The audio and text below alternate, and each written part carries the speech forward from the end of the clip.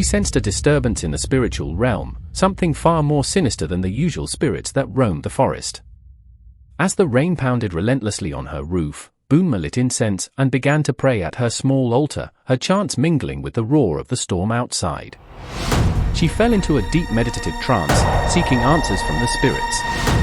Suddenly, a vision struck her with the force of a gale. 3 terrifying entities, spirits from distant lands, had converged upon the village, drawn by the storm and the darkness.